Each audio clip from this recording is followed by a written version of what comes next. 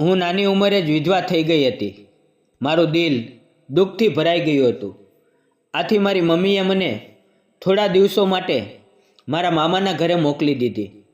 મામાનો એક દીકરો હતો, સમીર, જે મારાથી લગભગ 2 વર્ષ મોટો હતો. જ્યારે હું ત્યાં ગઈ ત્યારે મારી અને સમીરની સારી ઓળખાણ થઈ ગઈ. એક દિવસ મામા અને મામી બજારમાં ગયા હતા. તે સમયે ઘરમાં ફક્ત હું અને સમીર જ હતા. અમે બંને ટીવી જોતા હતા. ત્યારે સમીરે મારો હાથ પોતાના હાથમાં લીધો અને પછી જે થયું. મિત્રો, મારું નામ અનન્યા છે અને હું 29 વર્ષની છું. મારા લગ્નને માત્ર 3 વર્ષ થયા હતા અને અચાનક મારા પતિના અવસાને મારું આખું જીવન બદલી નાખ્યું. એવું લાગ્યું જાણે મારો સંસાર શરૂ થાય તે પહેલાં જ થંભી ગયો. અમારી વચ્ચે હજુ કોઈ સંતાન પણ નહોતું અને હું એક પવમાં એકદમ એકલી પડી ગઈ. હું મારા માયકે આવી, પણ મારા મનનો ખાલીપો કોઈ ભરી શકતું નહોતું. મારા પતિને ગુજરી ગયે લગભગ 8-9 મહિના થઈ ગયા હતા, છતાં મારું દુઃખ ઓછું થતું નહોતું. મેં ખાવા પીવાનું ઓછું કરી દીધું. મારા શરીર અને સ્વાસ્થ્ય પર ધ્યાન આપવાનું બંધ કરી દીધું. મારા મમ્મી પપ્પાને મારી આ હાલત જોઈ શકાતી નહોતી. તેણે હંમેશા મારી ચિંતા રહેતી. આથી તેણે વિચાર્યું કે જો મારું વાતાવરણ બદલાય તો કદાચ હું થોડી સંભોવી જાઉં. બસ તેમણે મને મારા મામાના ગામડે મોકલી દીધી, એ આશા સાથે કે ત્યાંના વાતાવરણમાં મને થોડી શાંતિ મળશે. જ્યારે હું મામાના ઘરે પહોંચી તો મામા અને મામી મારું સ્વાગત કરવા ઊભા હતા. ઘરમાં એક અલગ જ ગરમાહટ હતી, પણ મારા મનનું ખાલીપણ તેમનું તેમ હતું. મામાનો દીકરો સમીર, જે લગભગ 31-32 વર્ષનો હતો, એક કંપનીમાં નોકરી કરતો હતો અને રોજ શહેરમાં આવજા કરતો. મારા લગ્ન બાદ હું તેને 3 વર્ષ જોઈ રહી હતી. પહેલે જ દિવસે સાંજે લગભગ 6 વાગ્યે ઘરની બહાર એક 2 વ્હીલર આવીને ઊભું રહ્યું. દરવાજો ખુલ્યો અને સમીર અંદર આવ્યો. તે પહેલાં કરતાં વધુ આકર્ષક અને આત્મવિશ્વાસથી ભરેલો લાગતો હતો. ચહેરા પર એક અલગ જ ચમક હતી. મને જોતાં જ તે થોડીક વાર થંભી ગયો, હસ્યો અને બોલ્યો, "ક્યારે આવી? કેટલી દુબળી થઈ ગઈ છે? પોતાની સંભાળ નથી રાખતી કે શું?" તેના ચિંતાભર્યા અવાજે મારી આંખોમાં અજાણતા આંસુ લાવી દીધા. ત્યાં જ મામીએ મને અવાજ દીધો અને સમીર માટે પાણી લાવવાનું કહ્યું. હું પાણીનો લોટો લઈને આવી અને તેની સામે મૂકી દીધો. પાણી લેતી વખતે અમારી નજરો પહેલી વાર મોવી. તે પળે મને એવું લાગ્યું જાણે મારા એકલતાના અંધારામાં કોઈએ એક દીવો પ્રગટાવ્યો હોય. પછી ઘરમાં ચા તૈયાર થઈ અને મામીએ મને ફરી સમીર માટે ચા આપવાનું કહ્યું.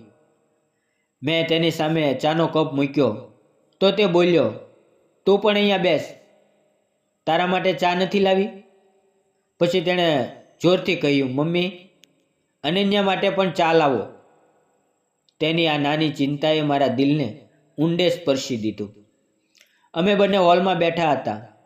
સમીર મને સમજાવતા કહ્યું, "અનન્યા, તું કેટલી બદલાઈ ગઈ છે.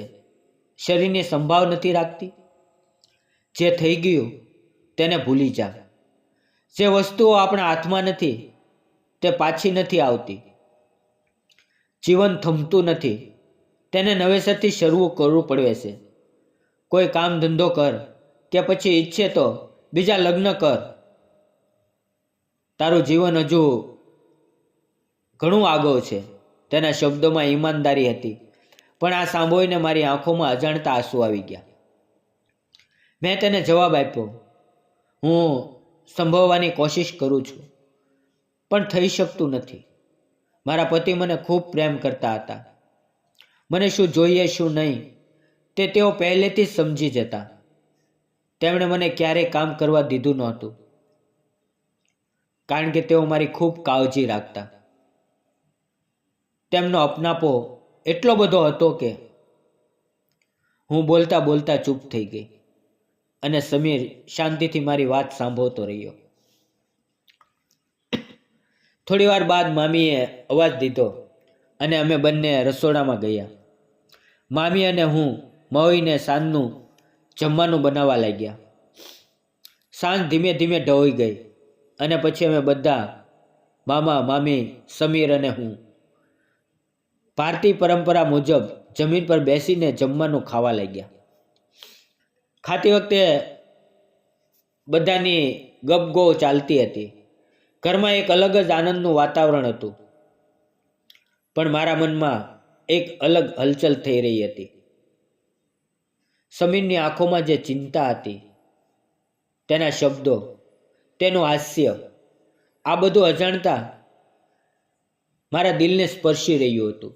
મને લાગવા લાગ્યું કે આ અંધકારમાંથી બહાર નીકળવા, ફરી જીવન જીવવા માટે મને કોઈના સાથની જરૂર છે, અને કદાચ તે સાથ સમીરનો હોઈ શકે. ધીમે ધીમે દિવસો પસાર થવા લાગ્યા. હું ઘરના કપડાં ધોવા, રસોઈ બનાવવા અને નાના મોટા કામોમાં વ્યસ્ત રહેતી. પણ આ બધાની વચ્ચે મને એવું લાગતું કે સમીરની નજરો મારા પર ટકેલી રહે છે.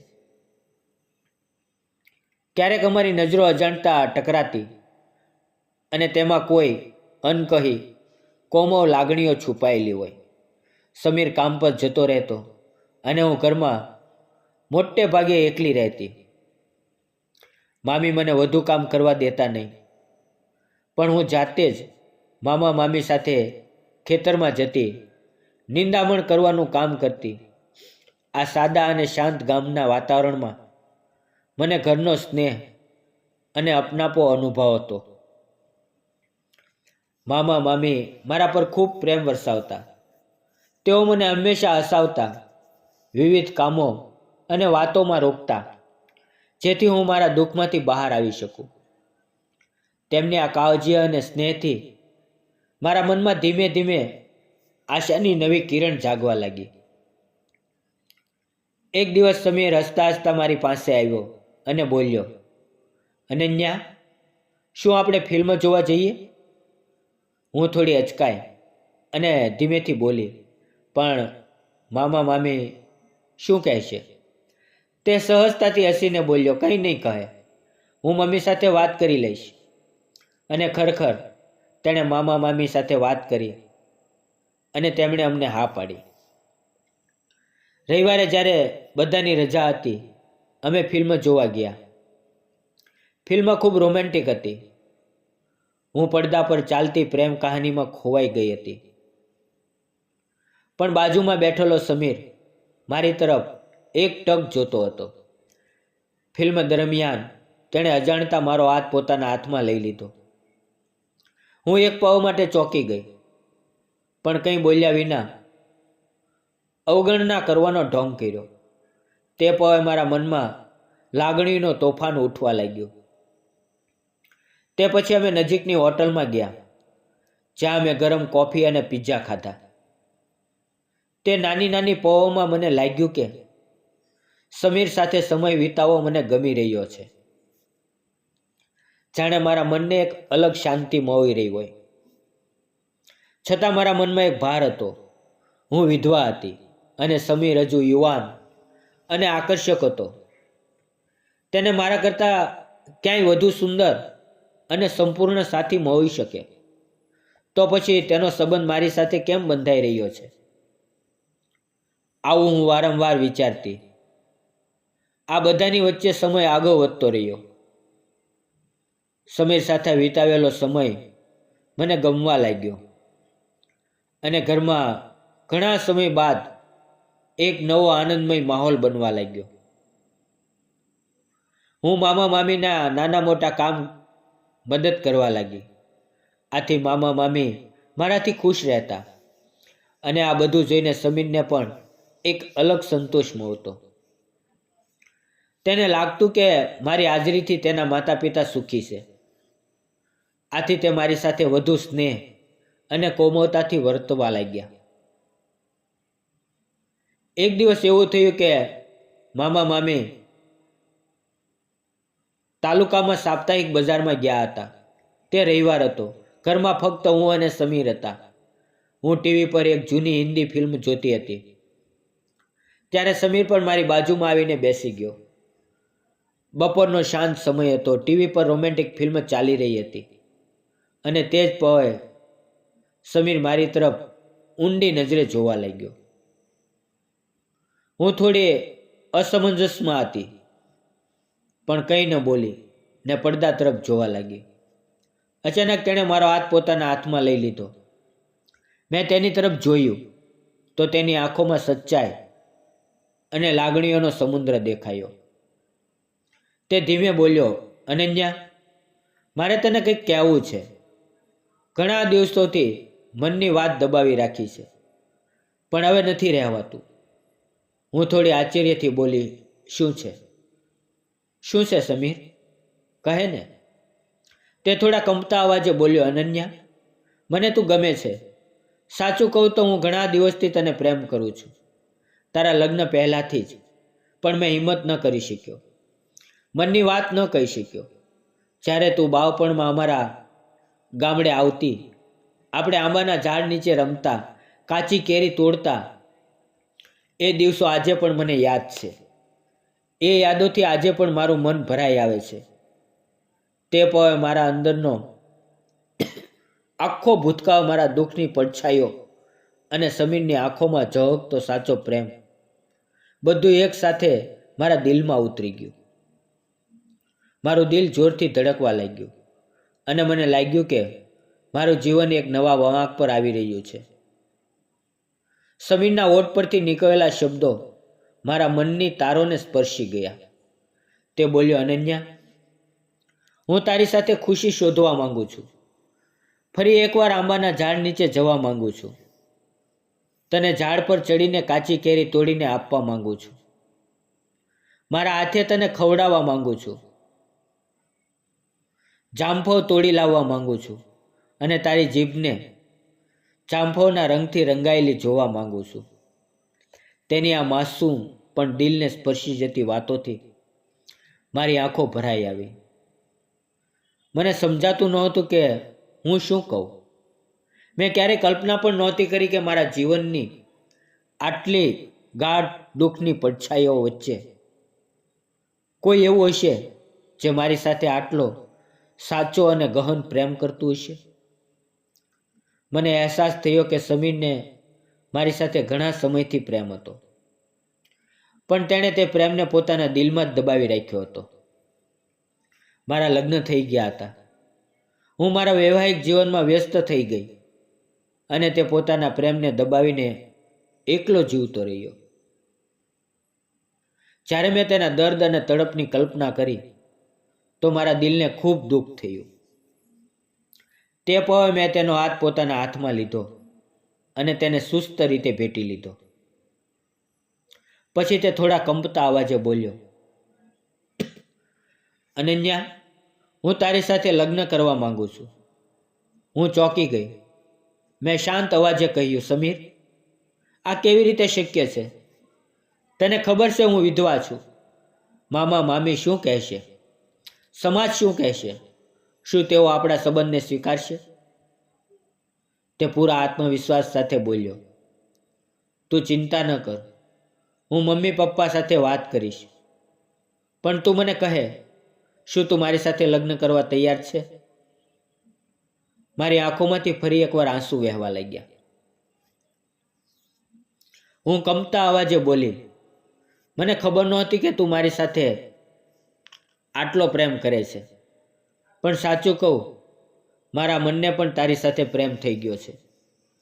તારી સાથે રહેતા હું મારું દુઃખ ભૂલવા લાગી છું. ત્યારે જ અચાનક દરવાજે ખટખટ થઈ. મામા મામી પાછા આવી ગયા હતા. હું અને સમીર ઝડપથી એકબીજાથી અલગ થઈ ગયા. હું તરત રસોડામાં ગઈ. પાણી લાવીને મામા મામી સામે મૂક્યું. થોડી વારમાં ચા બનાવીને તેમને આપી. બધા ચા પીતા પીતા આરામથી બેઠા હતા. રાત્રે જમવાના સમયે અચાનક સમીર ઊભો થયો અને બોલ્યો, મમ્મી, પપ્પા, મારે તમારી સાથે એક મહત્વની વાત કરવી છે. બંને તેની તરફ જોવા લાગ્યા. સમીરે દ્રઢતાથી કહ્યું, હું અનન્યા સાથે લગ્ન કરવા માંગુ છું. તે મને બાળપણથી જ ગમે છે. હું તેને ખૂબ પ્રેમ કરું છું. ફક્ત એટલા માટે કે તે વિધવા છે. એનો મતલબ એ નથી કે તેને ફરી જીવન જીવવાનો હક નથી. તેણે ઘણું દુઃખ સહન કર્યું છે, ઘણું ગુમાવ્યું છે. જો આપણે તેને સહારો નહીં આપીએ તો પછી કોણ આપશે? તેને પણ નવું જીવન જીવવાનો પૂરો અધિકાર છે. સમીરની આ વાતો સાંભળીને મામા મામી એકબીજા તરફ જોવા લાગ્યા. થોડી વાર માટે ઘરમાં સન્નાટો છવાઈ ગયો. પછી તેમણે અમારી તરફ જોયું અને તેમના ચહેરા પર સ્મિત ફેલાયું.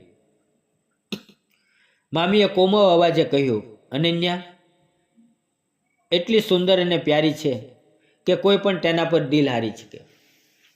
તે વિધવા છે તો શું થયું? તેનું જીવન હજુ બાકી છે. અમને તે આપણી વહુ તરીકે પૂર્ણ રીતે મંજૂર છે. આ સાંભળીને મારી આંખોમાંથી ખુશીના આંસુ વહેવા લાગ્યા.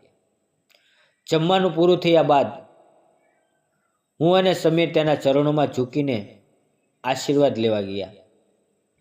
મારા મમ્મી પપ્પાને પણ આ ખુશખબર આપવામાં આવી અને તેઓ પણ સાંભળીને ખૂબ ખુશ થયા. તેમણે પણ અમારા લગ્નને મંજૂરી આપી. પછી ઘરમાં લગ્નની તૈયારીઓ શરૂ થઈ ગઈ. થોડા દિવસમાં અમારા લગ્નની રસમો ધામધૂમથી પૂર્ણ થઈ. મિત્રો, તે દિવસે મને લાગ્યું કે હું મારા દુઃખના ગાઢ અંધકારમાંથી બહાર નીકળીને ખુશીના નવા ઉજાસ તરફ આવી છું. મારા જીવનને એક નવો વળાંક મળ્યો. આજે હું અને સમીર અમારા વૈવાહિક જીવનમાં ખૂબ ખુશ છીએ. અમે એકબીજાને ખૂબ પ્રેમ કરીએ છીએ. સમય જતાં હું ગર્ભવતી થઈ અને અમારા જીવનમાં એક નવી ખુશીનું આગમન થયું. મેં એક પ્યારી દીકરીને જન્મ આપ્યો. તે બાળકના આવવાથી આખું ઘર ખુશીઓથી ભરાઈ ગયું. મારા મમ્મી પપ્પાને જ્યારે નાની થઈ તો તેમની ખુશીઓનો કોઈ પાર ન રહ્યો. ઘરમાં ફરી એકવાર રોનક, હાસ્ય અને રમતગમતનો માહોલ બની ગયો. આજે મારું જીવન સંપૂર્ણ રીતે સુખમય છે. હું સમીરનો પહેલો પ્રેમ હતી અને આજે તેનું સપનું પૂરું થયું છે. મારું જીવન જે ક્યારેક દુઃખમાં ડૂબેલું હતું તે હવે ફરી ખીલી ઉઠ્યું છે. મિત્રો, તમને શું લાગે છે? શું મેં અને સમીરે લગ્ન કરીને સાચું કર્યું કે ખોટું? મને તો લાગે છે કે અમારું મળવું જ અમારું સાચું ભાગ્ય હતું. તમારો વિચાર જરૂર કમેન્ટમાં લખજો. જીવનમાં ગમે તેટલું મોટું દુઃખ આવે, ગમે તેટલી મુશ્કેલીઓ આવે, પણ જીવન ક્યારેય થમતું નથી. દરેકને નવી શરૂઆતનો મોકો મળે છે અને તે મોકાને સ્વીકારવો જરૂરી છે. સમાજ શું કહેશે તેના કરતાં વધુ મહત્વનું છે આપણા દિલની વાત સાંભળવી. સાચો સાથ અને સાચો પ્રેમ જ આપણને જીવન ફરી જીવવાની તાકાત આપે છે. ભલે કોઈ વિધવા હોય કે વિધુર, દરેકને નવું જીવન શરૂ કરવાનો પૂરો હક છે. આથી મિત્રો, દુઃખ સામે ઝૂકશો નહીં, પણ હિંમતથી જીવનનો સામનો કરો અને ફરી જીવવાનું શીખો. જો આ અમારી પ્રેમ કહાની તમને ગમી હોય તો વિડીયોને લાઈક કરો, શેર કરો અને અમારી ચેનલને સબસ્ક્રાઈબ કરવાનું ભૂલશો નહીં. ધન્યવાદ મિત્રો. અને જતાં જતાં મિત્રો, આ વાર્તા ફક્ત મનોરંજન માટે બનાવવામાં આવી હતી. તેમાં આવેલા નામ, પાત્ર અને ઘટના બધા જ કાલ્પનિક હતા. તેનો કોઈ પણ વ્યક્તિ, જાતિ કે ધર્મ સાથે સંબંધ નહોતો. અને જો આવું બન્યું હોય તો એક સંયોગ છે. આ વિડીયો શૈક્ષણિક ઉદ્દેશથી બનાવવામાં આવ્યો છે. તેને તે રીતે જોવો, અન્યથા ન જોશો. ફરી મળીએ આવતીકાલે મિત્રો એક નવી વાર્તાની સાથે. ત્યાં સુધી આવજો અને તમારા આ ગુજરાતી મિત્રને ભરપૂર પ્રેમ આપવા માટે આપ સૌ મિત્રોનો ધન્યવાદ મિત્રો.